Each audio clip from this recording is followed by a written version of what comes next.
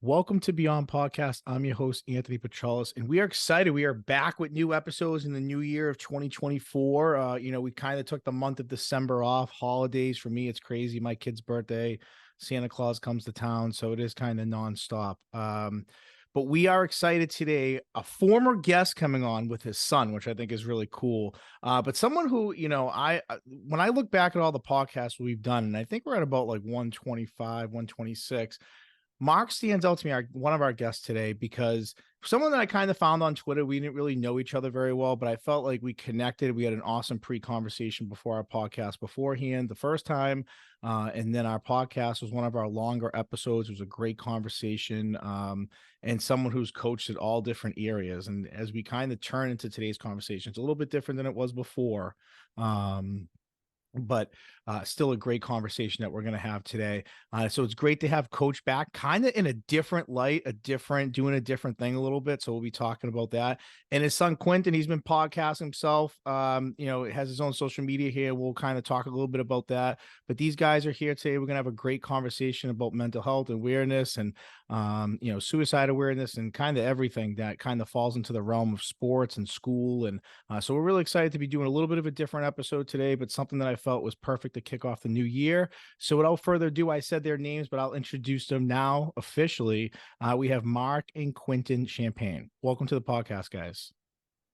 Thanks for having us. Yeah, thank you.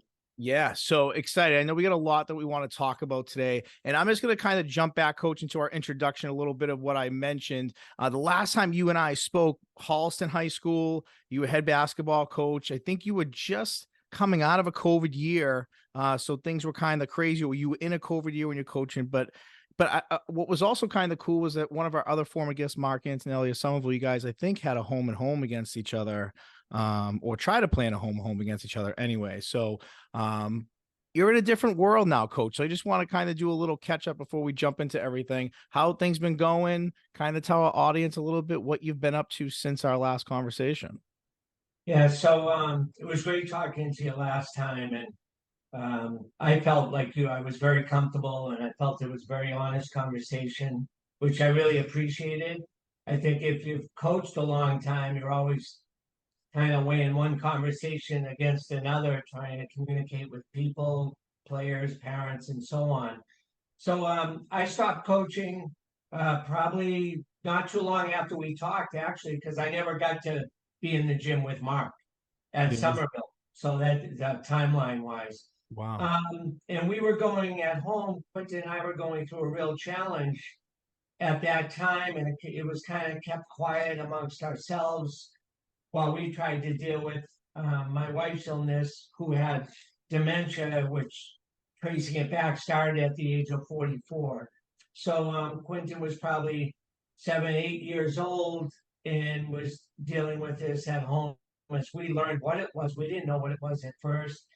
And after coaching, and this was Quinton's idea. Quinton wanted to start a podcast, and he wanted to get into sharing how he felt about his experience and what he learned from it, and how he was going forward, trying to get to a better place out of it. And for me, it's definitely the more you learn, the less you know in mental health. And I think I didn't realize the impact as a caregiver myself, the impact that it had on me. And I certainly was naive to the impact it had on Quinton, which that type of trauma, watching his mom so sick, his father acting properly and not reacting or handling things correctly. So life is different now. Cindy passed away, it'd be 3 years in May, after that long illness, which we can talk more about how that affected our house. But that's where I'm at. I still have my painting company and probably doing better at it because I'm not coaching, as you know, running off to practice every day, and more focused on that. And more importantly, Quinton's really stepped up to the plate to take this horrible, challenging experience and try to make something positive come out of it, not just for himself, but for other people. Yeah, absolutely. And I'm so sorry for your guys' loss and going through that. I lost my mother in my early 20s, and It's actually the anniversary today, ironic enough, as we're having this conversation. So I know how it can have an effect on you and change your life and people around you. And there's no handbook or plan book on how to plan for things sometimes. So, how time people react is how they react because they've never faced situations before. Quentin, talk a little bit about, dad says obviously you've had experiences, you've gone through some things, and being an athlete, the one thing I realized maybe more as a dad than I did when I was just a coach and not necessarily a father at that point was like what else is going on with kids outside of the practice field or the court or whatever, because there is a lot going on. And I felt like as a young coach, I never understood that. But as I got older and being a teacher in kind of my world and experience of camps and everything else, you start to become like more aware of that. And so at a young age, it's great to see you being more aware of it. There's more conversations happening, but talk a little bit about kind of what you did, how you started, the podcast going on now, and so on. Yeah, well, we call that the invisible bag of what everybody brings to practice. Everybody has their own invisible backpack of stuff that they have going on at home or whatever, going on outside of practice, and it's tough to leave that outside the door a lot. So when I was in high school and all that stuff was going on, it really affected me enjoying basketball, and it's still the last couple of years affected me enjoying basketball, and I'm trying to find different ways to be able to enjoy it. But yeah, when I was 14, 15, I attempted suicide with all this stuff going on. I was really struggling. My dad was coaching, my mom was sick at home. I was playing JVs. I would come home, I'd be alone most of the day, and I just let the depression consume me. So now I'm trying to get into the whole public speaking world and doing the podcast stuff and trying to reach as many young kids as I can, trying to help them out as an outlet with what I've learned, hoping that maybe that if they can hear some of the stuff I've learned, it helps them they can avoid ever getting to that point. But when I was in high school, my junior, senior year, my mom died my senior year.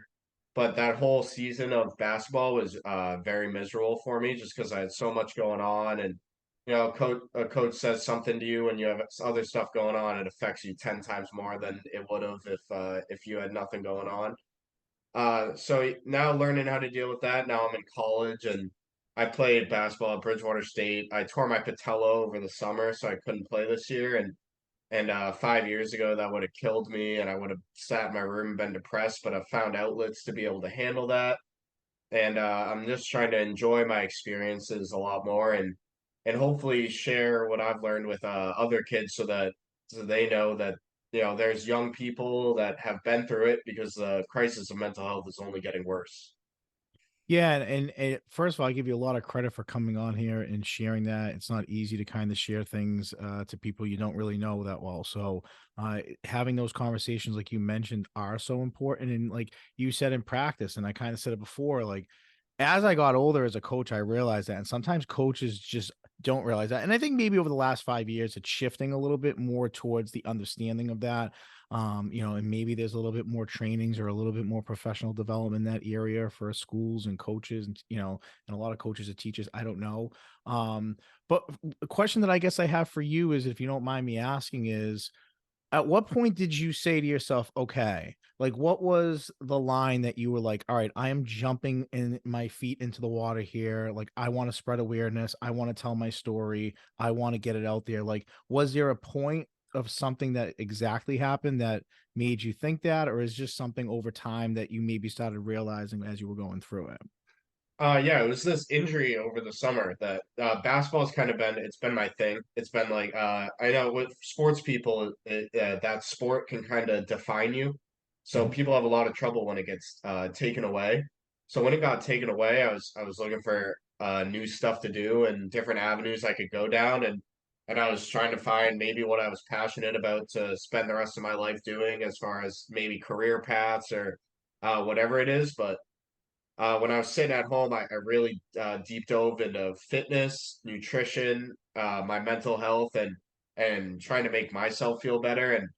And I realized that I've helped myself so much that I think I could help a lot of other people with what I've learned about dealing with trauma or dealing with depression, or if those sad thoughts start to come in, how to avoid them. And I thought that if I share that with as many people as I can, it would help them, but it would also help me as a form of therapy, helping other people. So it kind of works both ways, where it's good to be able to share what I have going on and what I've learned, and it helps me as much as I hope it helps other people.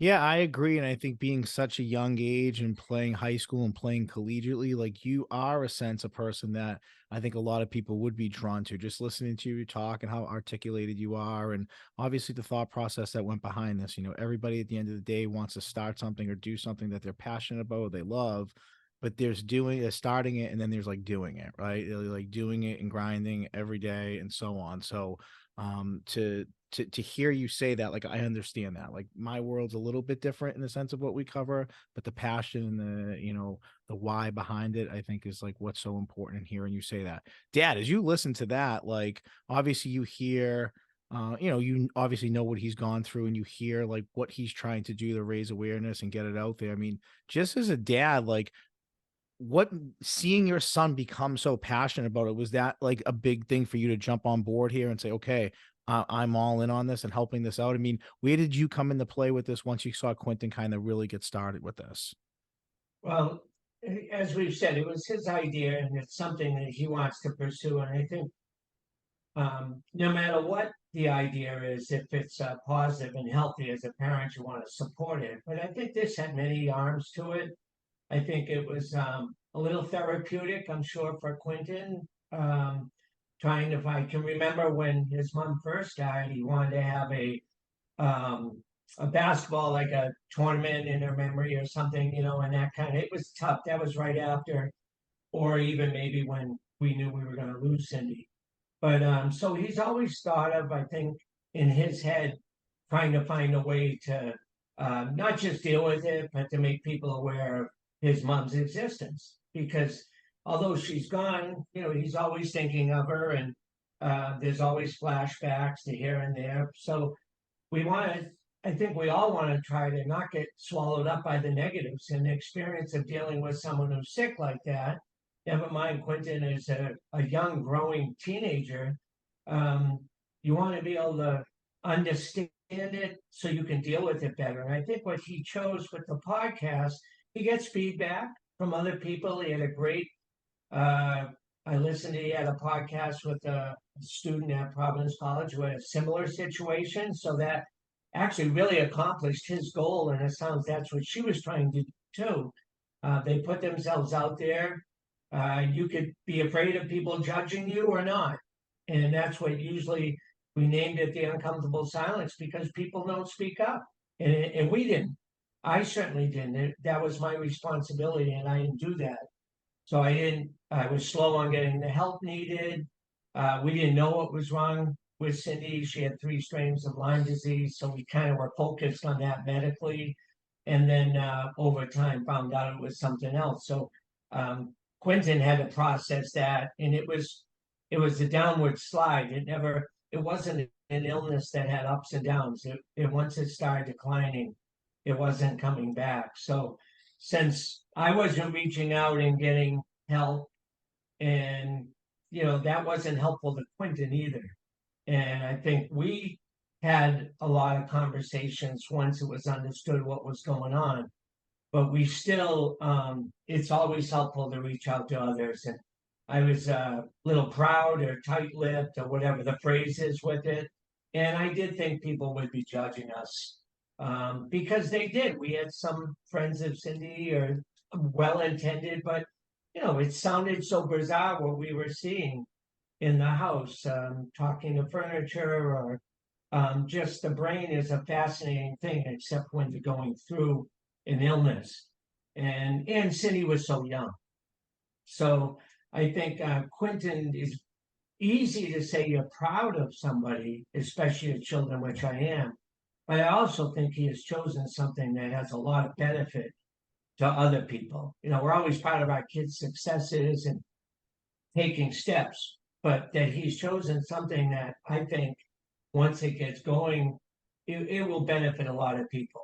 There are so many challenges out there on this topic. And you said it. I mean, I think being proud, right? Like I would say if I had a pinpoint the number one thing of why people maybe don't speak up or say anything. That is. And number two probably is the judgment aspect of it, like you also mentioned. So, I think you're right. I think it's hard for people to speak up or say how they're feeling or what they're going through emotionally because they feel people are going to judge them or not totally understand them or completely write them off or being like, oh, they just complain. Like, and that's what's so difficult, I think, about mental health. And like you guys had like the uncomfortable silence. Like it is because you could walk by somebody and in their head, they are just like going through so much and you have no idea. You have no idea.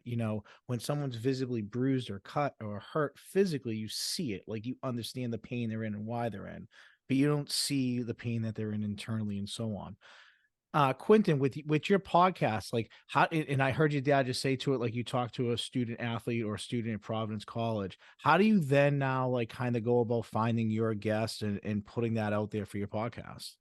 Well, I'm extremely outgoing, so I almost have a problem where I talk to everybody I meet. But just talking to people in general, I found kids at the gym that I really want to talk to, whether it's because we're like-minded or they have interesting stories. But I've always been someone that people feel okay opening up to, even if it's one of their first couple times meeting me. So it's been kind of easy to have that ability to find people to talk to. And with the new year, we have a lot of people that we want to get on the podcast and hear them share their experiences. But through sports and through school and through being outgoing, as you know, you just meet so many people. So that I don't think that's going to be one of the challenges for us. But through every conversation, you find out who gets it and who doesn't. But I've learned that the more you talk to people and engage with people, the more you find that most people have a interesting story to share. Do you find yourself as a host? I'm just curious because I'm asking this as a host. Do you feel like with that type of conversation, like you guys going to talk about some heavy stuff? I mean, depending on who your guest is, do you typically have like a pre-conversation with them or do you kind of just guide it? Like, I'm just curious on how you go about it because it's so interesting. And for you to really get people on there to talk about things like that, I find that impressive. I find that really impressive that people are comfortable enough to come on your podcast and talk to you about things that they're going through and obviously things that you've gone through yourself. So how does that kind of work for you guys? Well, both of us, we both want to have those pre-conversations with people before anybody would. We would want them to share anything. We want to make sure they're fully comfortable. But a lot of the podcasts that we do are pretty philosophical. It's us kind of talking to each other, talking to a camera about what we've learned so far. So we want to have more guests on and as many people as we can. But a lot of the stuff that we have done has been us talking about our experiences or what we've learned or how we think that, as if you're someone that's dealing with a struggle or a challenge, how you can grow out of it or overcome it or learn from it. But those conversations with other people, they're never easy, and the more background you can have on someone too, the easier it is to what you can ask them so that they'll answer it in a certain way. So yeah, it's an interesting conversation. That's great. And I find that because, I used to do a lot of pre-conversations beforehand. Then I kind of got away from doing it because some guests just wanted to come on naturally and do whatever, which is great. But I was wondering where you guys do have such heavy topics, how much of a pre-conversation there is beforehand just to kind of get to know your guests, maybe on a more personal level if you don't quite know them, as well. Um, you guys, so do you guys do the podcast together ever all the time, or is it sometimes, or is it just you, Quentin? How does it kind of work? Most of the time we've been doing it together. I do some on my own. Um, we're gonna do a lot more with guests. That's our goal for the new year. Have a lot of guests on and kind of help it grow that way. But yeah, we've been doing them together. I have a couple of just me, and I want to do more of just me. And we talked about maybe my dad doing some of just him or with certain guests. So it's something we're gonna play around with, and I think we're just enjoying getting it going and Cool. Yeah. kind of feeling it out. We've had I like things done a certain way for, especially like it was something I wanted to start, and so sometimes we butt heads because we're Yeah. both we both want it done a certain way or want to say what we want to say. But yeah, it's been an interesting new road to go down. That's not painting with each other. Now it's something a little different. Well, I like that. I like that you got when you were just saying that you guys would split it up a little because I think it's great because I think to have a variety for your podcast of being like just Quentin, just Mark, the two of them, like that over time, once you start building episodes, I think that draws your audience more into like depending on the type of guests that you're having on, whether you're having on people you know that are similar to age of you or not, or whatever, like you might be able to say, okay, this might be a great guest to have on with just me or just Mark or just Quentin, or this would be a great guest to kind of attack together. So I like that. I think that that's pretty smart route to go because I think it offers more content from you guys too.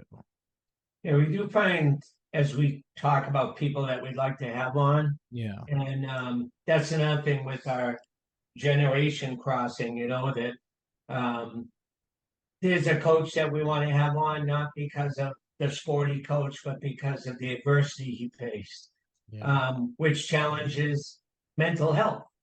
And we know someone else that we want to have on that has been dealing with a substance issue, and that affects your mental health.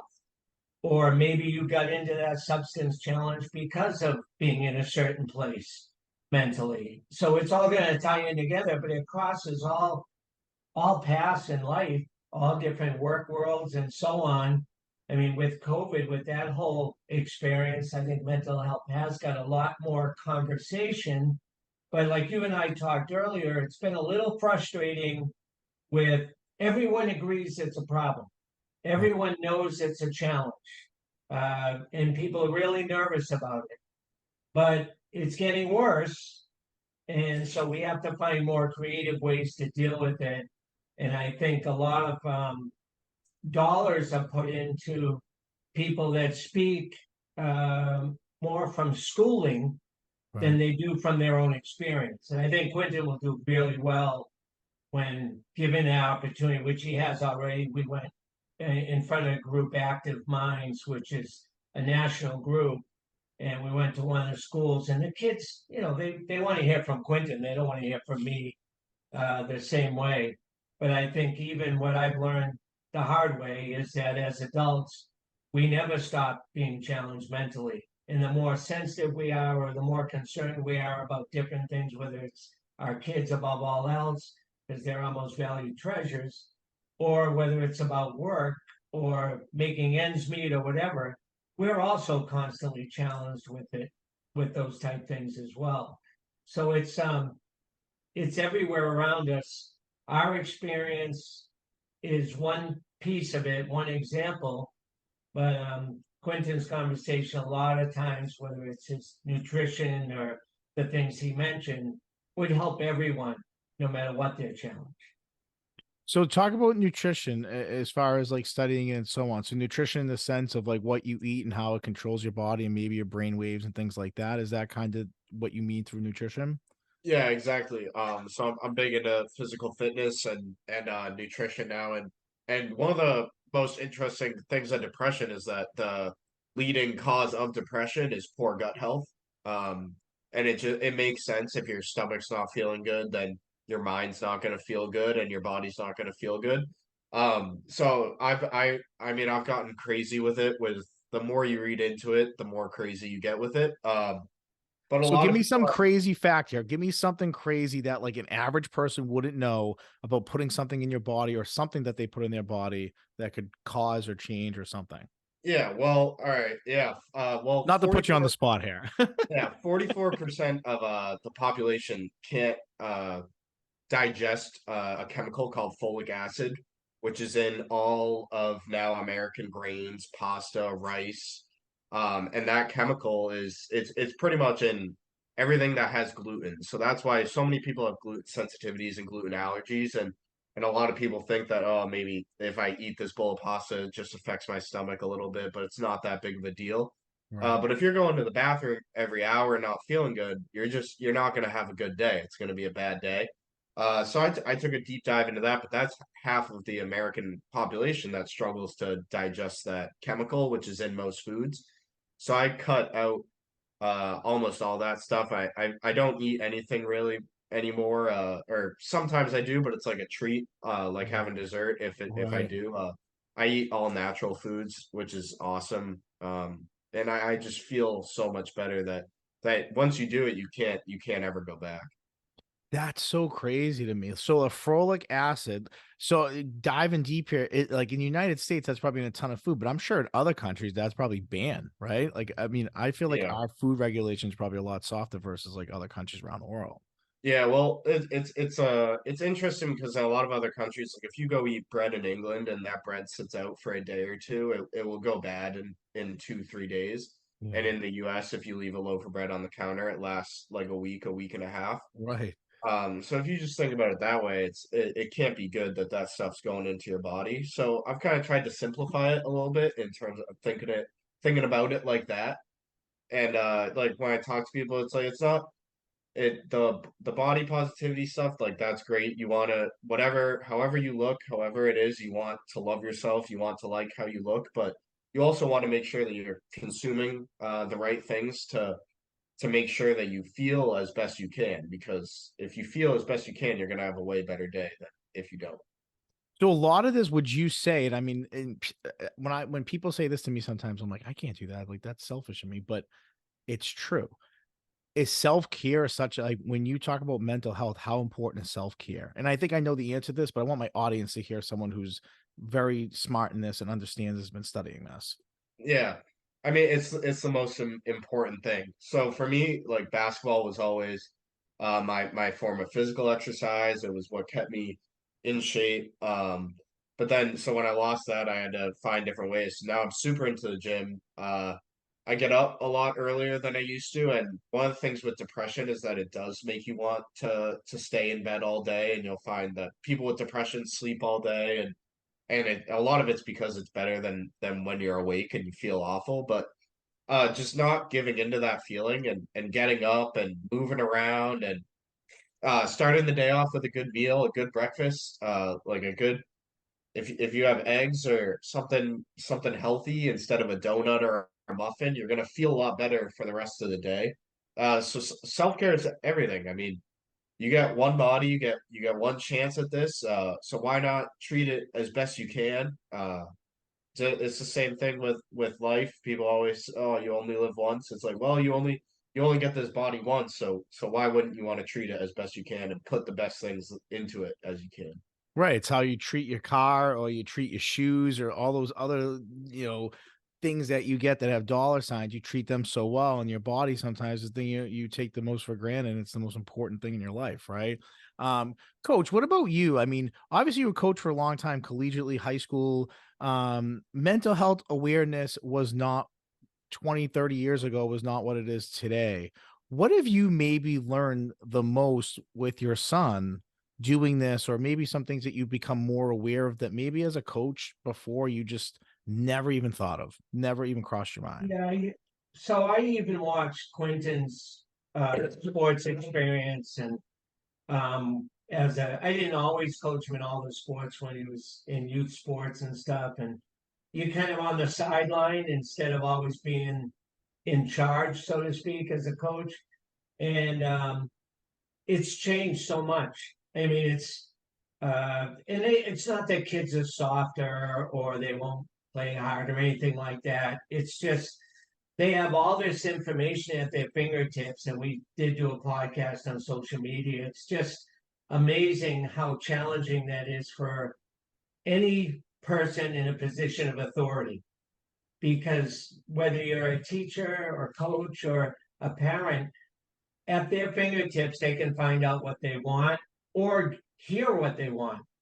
And Right. that's really challenging. And I don't know, my timing might not have been good with coaching in the social media world because I had done it for so long before that became such a strong influence that I was certainly naive at best. But I did want to say something about the food and so on. Yeah. So, um, if Anthony, you have two young children, if you were gonna tell your kids it's okay to smoke, people would think you're crazy, right? Right. Because you've learned that. You've grown up with that fact of how bad it can be for your health. So now we're in this next challenge of we have all this information telling us how bad food is. And one of the things I saw on Twitter once was a McDonald's sandwich, kind of like the bread example Quinton gave, but it had been sitting there for a year and the sandwich was still okay. And it's almost, and this is not, I don't judge anyone that pulls it at McDonald's, but I do kind of go, oh, I wish they wouldn't go there Yeah. because it's our culture rat race makes us take the easy choice sometimes. And I think we're going to have to rethink. I hope the pendulum goes the other way because we are what cigarettes did to a generation.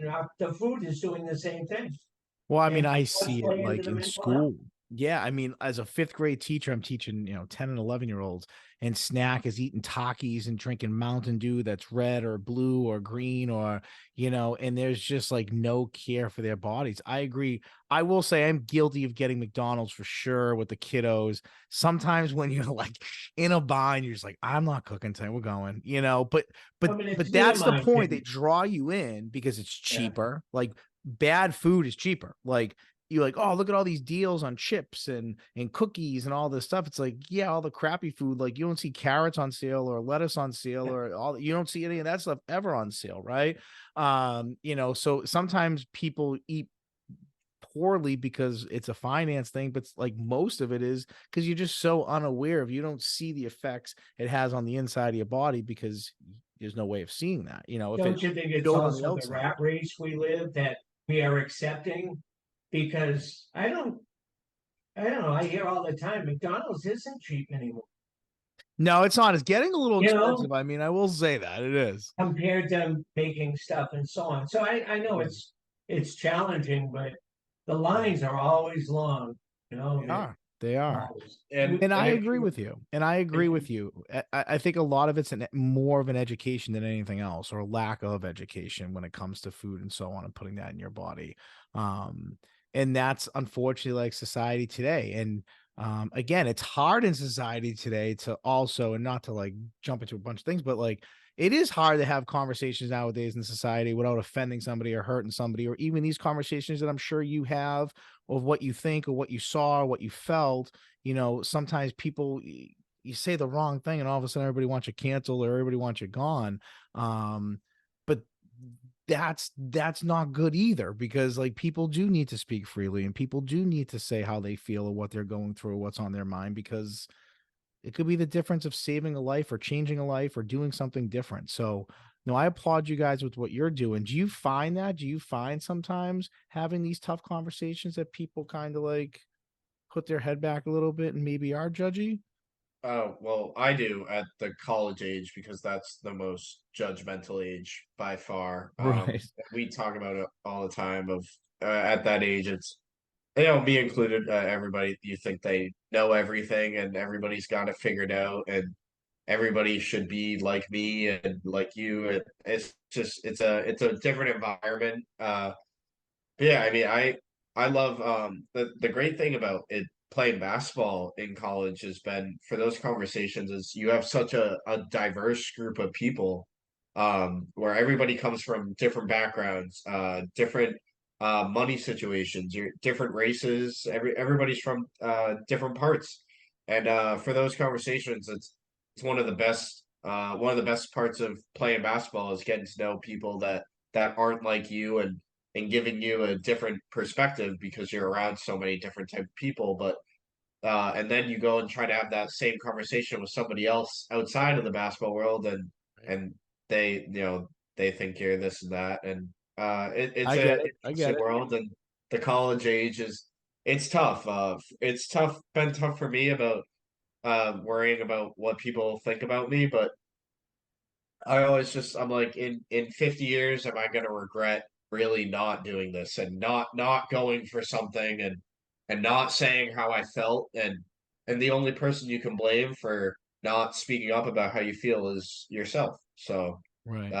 I've just chosen to go down this path, and I think you probably taught me to be that way more Quinton says I have no filter. Yeah, maybe more bad than good, But but then he meets my friends and he doesn't think I'm that bad. But yeah. but we were always taught to speak up, Right. and we were heard.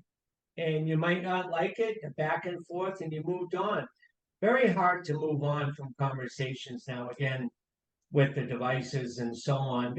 And people, so when I said earlier about being proud and not admitting something, I was actually being selfish, because if I could have got past my pride, I would have been helping my situation more, which obviously was Quentin and Cindy.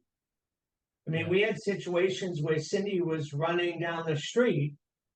She could have not only got hurt, but some innocent driver could have hurt her. And how would that affect their life? So Right. pride gets in your way.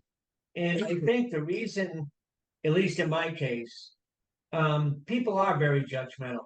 So we say, oh, you don't have to worry about judgments and that, but they are. Everyone's looking to judge everyone until you get, if you get people to sit, listen, and then listen in return, I think the judgments kind of get put to the side a little bit. But I think, I mean, Quentin told me a story at school. He had a certain shirt on that wasn't offensive at all, but a couple of people had their opinion talking about it, and it wasn't to me. I was like, I didn't understand it.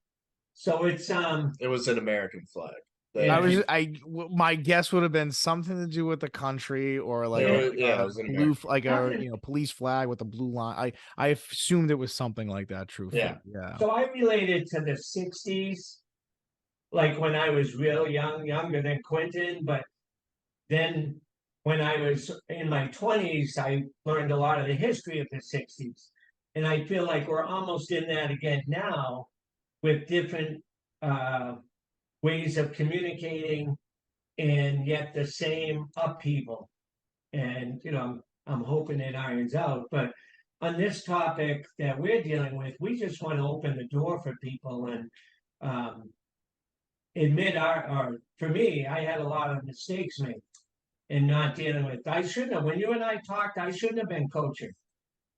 I should have stayed home with Cindy.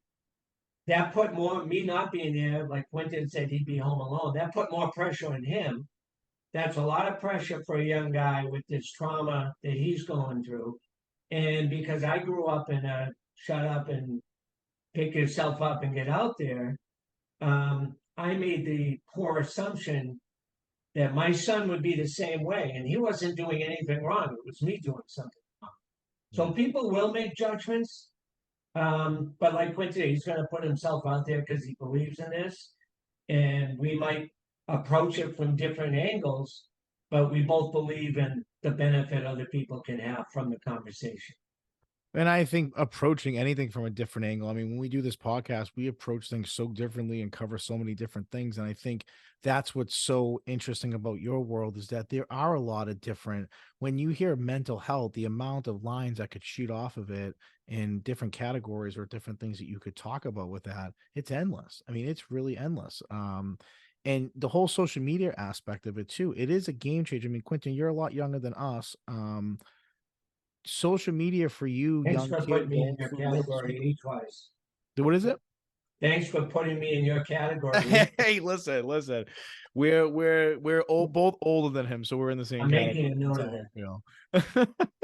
I feel. But for you, I mean, I'm a fifth grade teacher, so every year we have like fifth grade.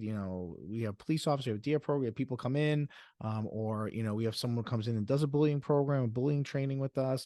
Not so much stuff on mental health, but when when we have those meetings with the fifth grade, social media is a huge aspect that we cover of what you post, and once you put it out there and everyone can see it, you can't take it back, and blah blah blah blah. And it's true, and it's all true. But for you going through it, I mean, how does that affect you mentally if you ever saw it? And I'm not saying this specifically happened to you, but like that anyone ever wrote something about you, you saw something insulting, or you saw something that was maybe directed towards you or someone like that is a whole different ballgame that coaches like your dad and I weren't aware of for a while. Like, you don't think how much that baggage carries into a practice, and you see a kid running the wrong routes or his body language is terrible, and you just think like they're being lazy, but you have no idea what might have happened at home or what happened in class, or they could have broke up with their significant other, or they could have got into a fight with some, like, there could be a million different things that are going on. But social media for you, how did it affect everything? Yeah, well, social media is a killer for young people, especially because you don't have a full grasp on even the real world. So then you live in this social world, and you have to try and balance both. And I mean, it's really tough. But social media for me, the worst part was that my day never really ended. So we talk about it like when you guys went home from school, that was it. Like what happened at school, happened at school. What happened at practice, happened at practice. If you got in a fight with your girlfriend, it was over till the next day. Right. Now you're texting about it all night. You're up, staying up late, scrolling, watching videos that who knows what they're about, what they're putting in your head, how they're affecting you. Yeah, I struggled with my sleep got really affected by social media. Staying up, and I was already depressed and struggling, and then I'd stay up real late, just scrolling on my phone and looking at the parties that I wasn't invited to, or what my friends were doing without me, even though I knew my friends liked me.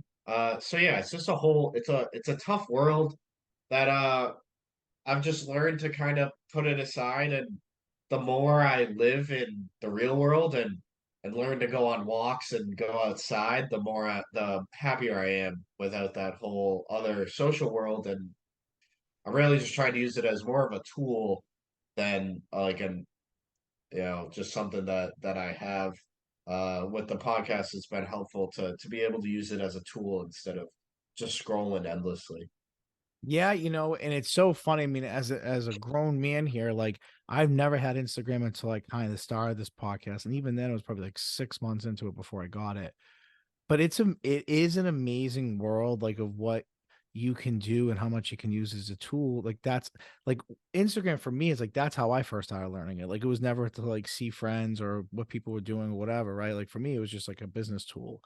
But you do get caught into it a little bit, like myself. Like, I'm all in on this, right? So I'm looking to build a brand more than anything, and that means putting myself out there. So how I act throughout the day, posting things, whether it's like with my family or posting things about what we're doing or places that we're covering or funny things or polls, or and sometimes that world can be like, if someone's not liking your stuff, or you see the people looking like, you can get trapped in that world of being like, well, I see that they support this person for that and they don't support me, or they don't let, and that can mess with your head a little bit. And I know at times I've had ups and downs doing this, like mentally being like, man, this is a lot, because it is, for me, like, I hear you guys talking and I juggle a lot, and I'm listening to your dad and I'm like, man, maybe juggling a lot is not the right thing to do when you have a lot going on in your life, and trying to keep busy, like most people say, when you are stressed or you have something going on. Oh, take your mind off of it, keep busy, keep busy. But then you keep going and going and going and going,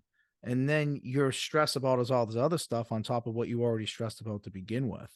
um so Yeah, I it, mean, how many people do you know that um and we actually did a podcast on wish wish we knew then what we know now. And yeah, I think a lot of we get into this habitual day, of doing the same thing over and over. And as an athlete, Quinton said it can define you, which it shouldn't, but it does.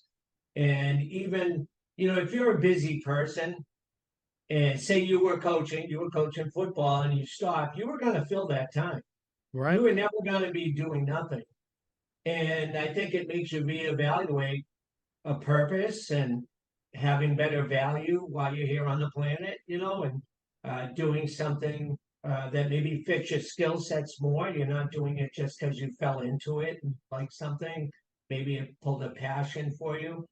And I think, I mean, even when I was coaching at the end of my coaching time, I should have been coaching, and I was contradicting myself daily. I was being upset, worried about Quinton with his mental health while he was being coached.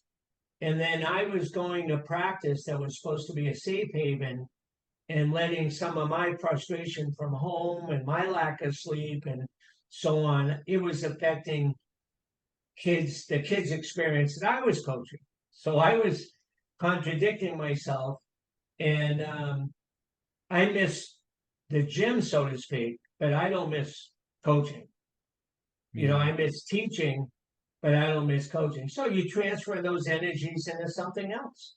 Yeah, I And mean, that's kind of like when you say that, it's so funny. Like, there's aspects of coaching I miss. I'm like, I miss game planning, I miss scouting, I miss kind of the everyday seeing people at practice and so on.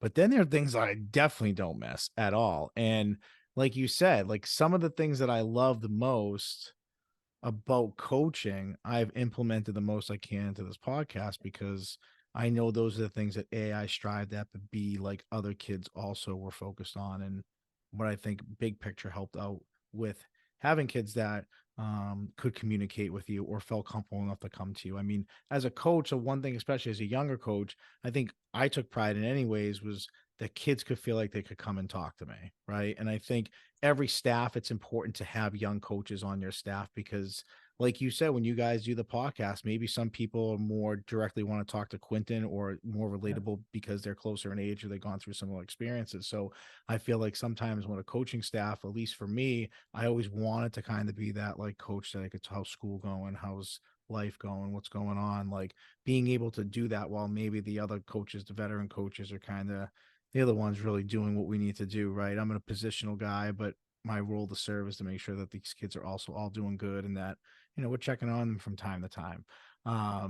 Do you guys see what's the biggest change I guess you've seen in yourselves since starting this and doing this? Because I feel like I've changed as a person so much in like how I talk to people and how I celebrate people and learning different things about people to be able to then bring onto an episode. What's something, and maybe you guys could answer it as maybe something that's brought you guys closer together, something that's changed about you guys, or what's just something you've seen change in yourselves as someone who does podcasts now, who invites guests on, who prepares, who preps? Like, what's something you might have gotten? I'll ask you. Sorry, I'm asking you a lot here. I'll ask you this in two parts. What's one thing that you've learned about yourself podcasting and covering this issue of mental health? And two, what's one thing you've learned together as maybe father and son working together that you maybe never knew about each other before that's brought you closer together a little bit? Well, with podcasting, I think the thing I've learned most is that it's really difficult to get your thoughts out if you don't at least write it down or read about it or think about it a long time beforehand, talk it out beforehand. And I've kind of carried that over with other stuff I do. It's tough to go into like a meeting not having any idea what you want to say or what you want to exactly talk about. So I've done a lot of like writing now. I got into writing and reading and really trying to educate myself and I'm really trying to avoid being hypocritical because now I'm on this platform and I'm trying to talk about all this stuff and what I think and I'm in that college lifestyle and it's tough to be talking about this stuff and then to go out partying on the weekend. So that Yeah, that type of stuff of avoiding that and it's been awesome. I love not doing that stuff, but that was one thing I learned and about like our relationship is that uh it's not always perfect. Like you're not always gonna agree. But like we do this kind of as business partners or we butt heads and but then at the end of the day we're still father son. You move on with the rest of your day. And it doesn't always have to be perfect. It's okay to disagree and then as long as hopefully you reflect on it after and then come back and talk about it again. that's great. For me, I think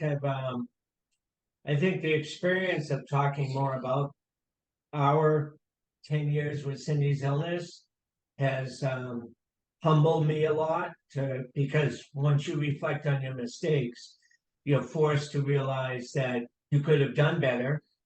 Um, I've learned an awful lot about dementia, which we're all on that slide at some point. Right. Although Cindy was young, I mean, I struggle to find my keys sometimes, and I wonder if I'm on the downside, Right, and right, right. the reality is there all the time.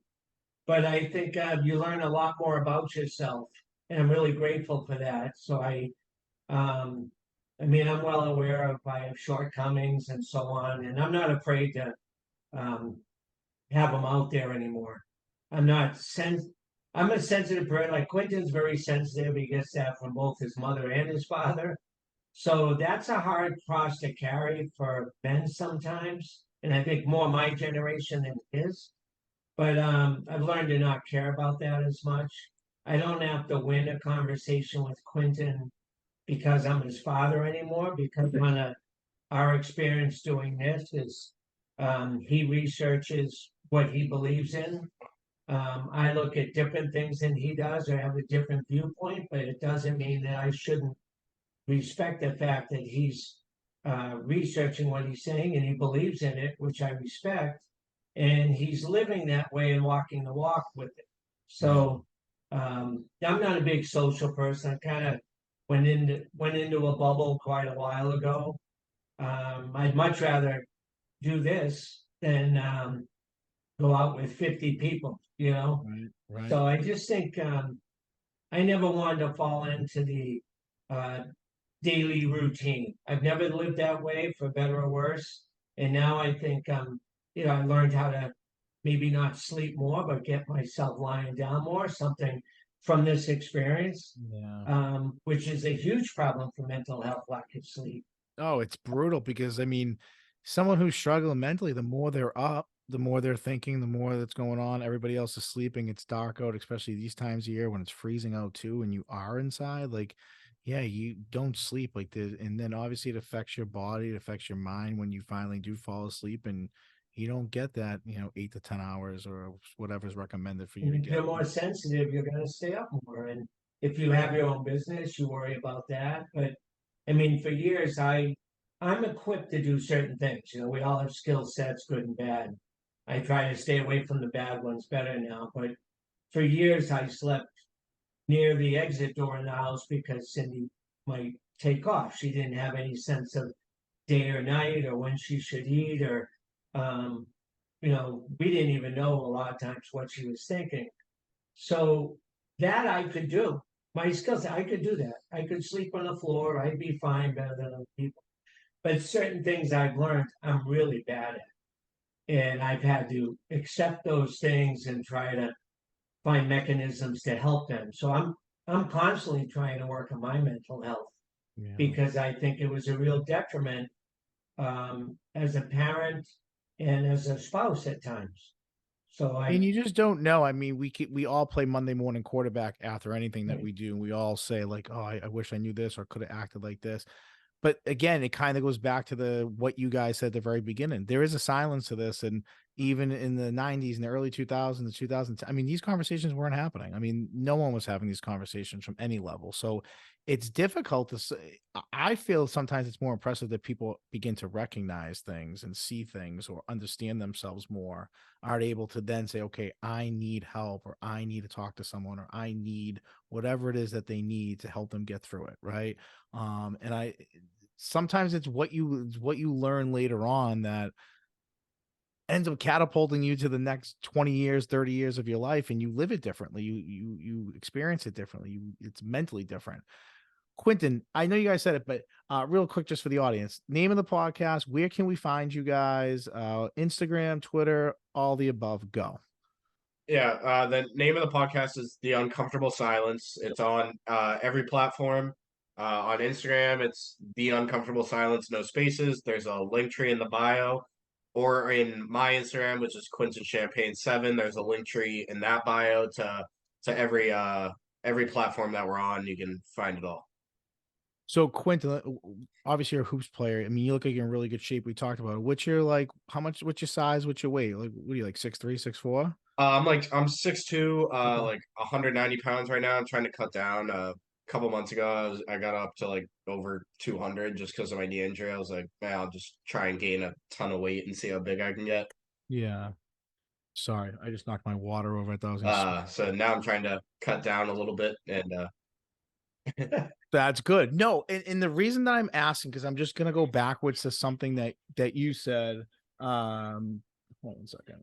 Okay, the water didn't spill. I thought it was like leaking for a second. I'm nervous. Okay, but what I was The trying to kids say to did you it. is that it's really like you're a good-looking kid. You're a young kid. You're smart. You're having conversations about something that not a lot of people do, and you're very well spoken. I've been listening to you now close to over the last hour. Keep going.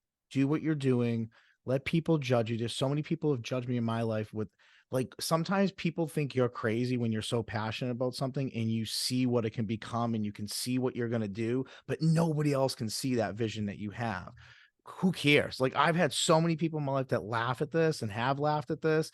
And here we are 3 years later, and the things that we're doing and the events that we're covering, the people that we're meeting just from doing something small. Like, and yeah, sometimes you feel like you're never going to get off the ground with it. But I'm telling you, I just listen to you. I'm hearing you.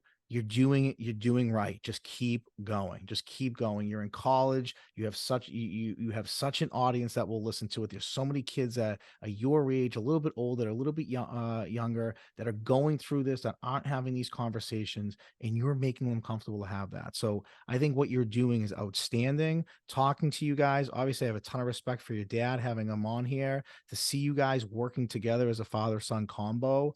That's great. I mean, as I get older, I always love spending more time with my dad, and maybe I didn't appreciate it when I was as young as you were, Quentin. So to see you guys, coming together and working together. And yeah, nothing's ever perfect. No marriage is perfect. No friendship is perfect. No father son relationship will be perfect when you're always together and working together. But the thing is that you're both passionate about what you're doing. You both care about what you're doing. And from the sounds of it, just you're learning more. Like you guys are learning more about yourselves and maybe what other people are going through on a daily basis that 2 years ago or even before you started this, that you would have never even like blinked an eye at. So it's pretty impressive, guys, I have to say.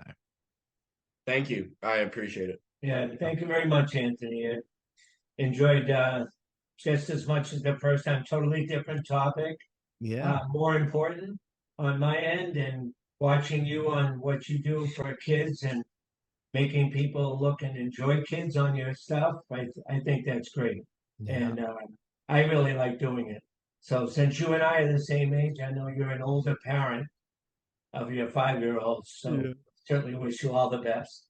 I appreciate that. Yeah, it's twins is crazy. Twins is crazy. I mean, when I look back and like becoming a head coach, like, my wife was pregnant with twins my first year. Like I got the job in February and then March we were pregnant with twins. So it was kind of like, oof, so my biggest regret is that I probably went forward with it, like looking back at it, because it was just overwhelming and it mentally messed with me because you're coaching, you're full time. You know what it's like, coach, and then you come home and now you got two babies that are up every 3 hours that need to be fed. You have a wife who was home all day with them, who's exhausted themselves, who's probably just needs to get out of the house because they're mentally struggling with just being locked in all day with babies by yourself. So it became way too much for me. I've had plenty of conversations with people about my struggle with just being like, yeah, this is I can't deal with this. Like I can't I'll lose my mind if I do this. So to have you on to talk about this conversation, I know when we touch back maybe like late summer, early fall,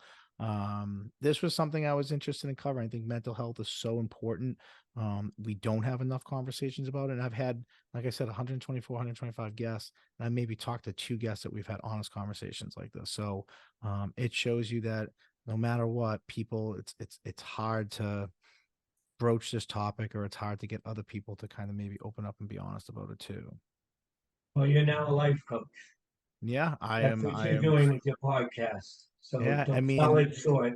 it is, and I think keep going. Like, if I give you guys any advice, show people who you are more on your social media. Like, let people see you on an average day. Like, I like Quentin, like going back to you, like in college, like, yeah, you should go out and enjoy yourself and do all that stuff. But like, you also have an opportunity to like be this beacon of light that like kids could see around campus, and seeing you like talking the talk and walking the walk. Like, I try to do this with this podcast as much as I can. Like, what you see is what you get. And I don't think I deviate too much from who I am when I'm not hitting record or doing whatever. I feel like I'm the same laid back, whatever type person that like understands and listens and wants to have fun. Like, and for you, like I see that. Like I see you in college, like the more like, I don't know how much you post on your story and stuff like that, but even if it's like a 10-second clip from an episode or something your dad said or something, like, just keep doing it because people are interested in this more than they want to maybe admit or do admit.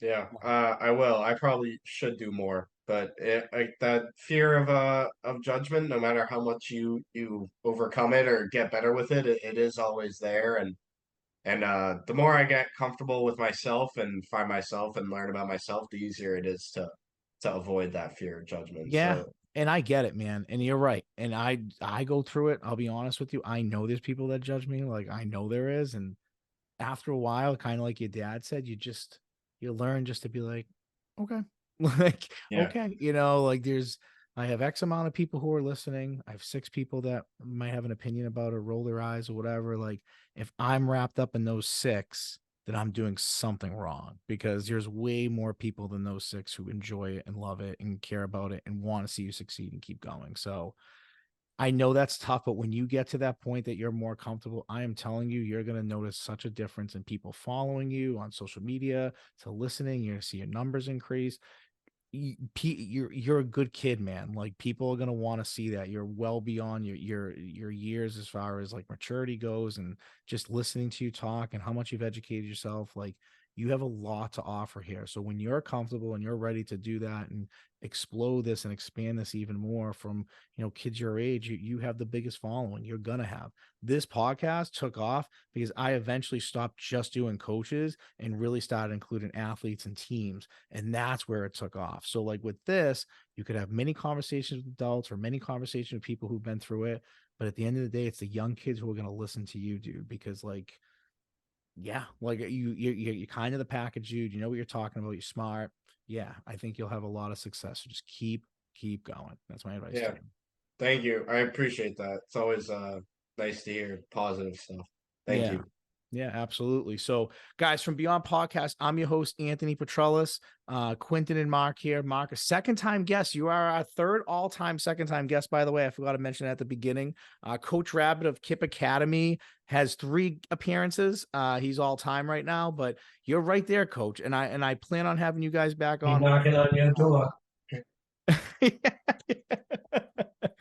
But hey, listen, you're right there. So I'm excited. I want to have you guys back on here. Let's make sure that we do keep in touch, and on social media, anything that you guys post, like, send it to me. I'd love to share it on our story, or if you want me to see something or ask my advice or whatever, like, as far as growing this goes, I'm here. So just know that as well, fellas. All right. Yep. Okay. Thank you. Thanks Thank for you having so us. much. All right, guys. So this week we have a couple guests coming on as well, a couple athletes, student athletes. So we're really excited. We'll be posting that on Instagram tomorrow. But this episode is going to be dropping fairly quick, so pay attention to our Instagram. There should be a trailer out tomorrow, Tuesday, with the link to the full episode. So from Beyond Podcast, I'm your host, Anthony Petrellis, guys. Till next time.